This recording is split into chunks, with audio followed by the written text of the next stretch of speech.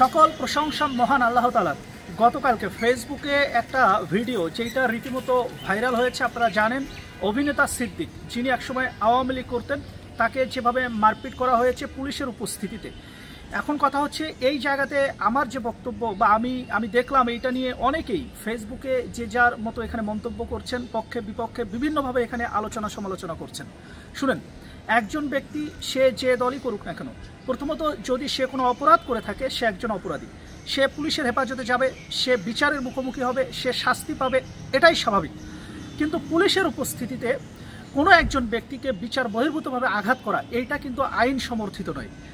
গতকালকে যে ভিডিও আপনারা জানেন, সেখানে যা আমরা দেখলাম এটা অত্যন্ত অনাকাঙ্ক্ষিত। সবচাইতে খারাপ লাগার যে বিষয়টা, এখানে যারা এটা করেছেন এক ধরনের মব তৈরি করার যে এটা করেছেন, শুনেন, উনি যদি গণহত্যার সাথে যদি জড়িত থাকে, আমরাও চাই গণহত্যার সঙ্গে যারা জড়িত প্রত্যেকটা মানুষ বিচারের মুখোমুখি হবে, শাস্তির আওতায় আসবে। এটা প্রত্যেকটা বাংলাদেশের মানুষ, গণতন্ত্রকামী মানুষ, যারা এই 15 বছর গণতন্ত্রের জন্য বিভিন্ন ফরম্যাটে যারা আন্দোলন করেছে, সংগ্রাম করেছে, সবাই এটা চায়। এখন কথা হচ্ছে, উনি অপরাধী হলে ওনার নামে মামলা থাকলে পুলিশ গ্রেপ্তার করবে, এখানে আমরা সহযোগিতা করতে পারি পুলিশকে। কিন্তু পুলিশের উপস্থিতিতে তাকে এভাবে মারপিট করা, এইটা কোনোভাবেই সভ্যতার কাজ নয়।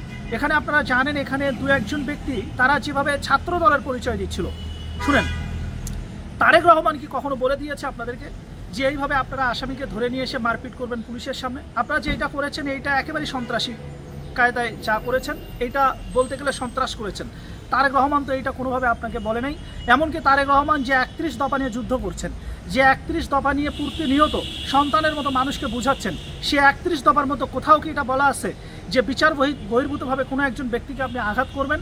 পুলিশের উপস্থিতিতে, পুলিশের হেফাজতে থাকা অবস্থায় কোনো একজন ব্যক্তিকে এইভাবে মারপিট করে আপনি পুলিশের কাছ থেকে ডিবি কার্যালয়ে নিয়ে যাবেন, এটা কোথায় বলে দেয়া আছে? আপনি যেভাবে দলের পরিচয় দিয়েছেন, আমি মনে করি যে এইটা দলকে বিভ্রান্ত করা, এইটা দলকে অপমান করা, এইটা বিএনপিকে অপমান করা। শুনেন, বিএনপি হচ্ছে এমন একটা দল যেটা প্রতিষ্ঠা লগ্ন থেকে এখন পর্যন্ত একই আদর্শ, একই প্রজ্ঞা, একই নিষ্ঠা, একই সততা নিয়ে এখন পর্যন্ত একটা প্ল্যাটফর্মে দাঁড়িয়ে আছে। বিএনপি এমন একটা দল যেটা সেই শুরু প্রথম থেকেই, প্রতিষ্ঠা লগ্ন থেকে এখন পর্যন্ত একই ব্যানার এবং একই প্রতীকে এখন পর্যন্ত মানুষের মনে একটা আস্থা তৈরি করে নিয়েছে। বিএনপি কখনো কারো ছায়াতলে যায়নি, বরঞ্চ অন্যান্য দল তারাই কিন্তু বিএনপির ছায়াতলে এসে এখন তারা বিএনপির নামে বিভিন্ন কথা বলছেন, সেইটা ভিন্ন প্রসঙ্গ।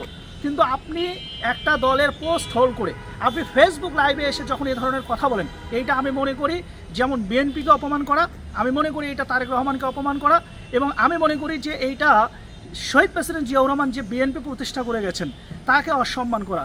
তাই আমার মনে হয় যে এই ব্যাপারে দলীয় বিভিন্ন সিদ্ধান্ত আসা দরকার। কারণটা হচ্ছে, এরকম অসংখ্য ঘটনা আমরা দেখছি, এর কারণেই দেখা যায় পরাজিত শক্তি বা অন্যান্য যারা আছে, যারা বিএনপি কিনে সবসময় সমালোচনায় মুখর, তারা কিন্তু এ ধরনের কথাবার্তা বলে যাচ্ছেন। তাই আমার মনে হয় একেবারে দলীয় হাইকমান্ড থেকে শুরু করে এই ব্যাপারগুলো নিয়ে সিদ্ধান্ত আসা দরকার। দলীয় শৃঙ্খলা, দলীয় প্রজ্ঞা মেনটেন করে দলের কার্যক্রম চালাইতে হবে। যেইটা হয়েছে আপনারা জানেন, যেইটা আমরা দেখলাম, এই যে ফেসবুকে আপনি দলের পোস্টের কথা বলে, আপনি দলের কথা বলে, ছাত্র দলের আপনি একজন নেতা, আপনি এই কথা বলে তাকে একের পর এক মারপিট করছেন। উনি অপরাধ করলে আপনি পুলিশকে সহযোগিতা করেন, কিন্তু এভাবে মারপিট করবার রাইট আপনাকে বিএনপিও দেয় নাই, এই অধিকার আপনাকে তারেক রহমানও দেয় নাই, এই বিএনপির কেউ এই অধিকার আপনাকে দেয় নাই। সুতরাং আমি মনে করি আপনি যা করেছেন এটাও একটা অপরাধ। এই জায়গা থেকে নিজেদের পরিবর্তন করতে হবে। শুনেন, নিজেদেরকে প্রভাবশালী না করে, আমি মনে করি নিজেদের ক্ষমতা প্রদর্শন না করে, বরঞ্চ মানুষের মনে একটা আস্থা তৈরি করতে হবে। আস্থার জায়গাটা বিশ্বাস প্রতিষ্ঠা করতে হবে, যেটা তারেক রহমান করে যাচ্ছেন। উনি কখনোই ক্ষমতা শো করে না, উনি যা করেন, ওনার যে প্রজ্ঞা, ও মানুষের মনে একটা বিশ্বাস স্থাপন করবার জন্য একের পর এক উনি কাজ করে যাচ্ছেন। তাই আমার মনে হয় যে এই ব্যাপারে সবাইকে সচেতন হতে হবে, এবং এই ধরনের কার্যক্রম থেকে সবাইকে, যারা এটা করতে চান বা করেছেন, অনুতপ্ত হয়ে বের হয়ে আসতে হবে। ভালো থাকবেন, সুস্থ থাকবেন, আল্লাহ হাফেজ।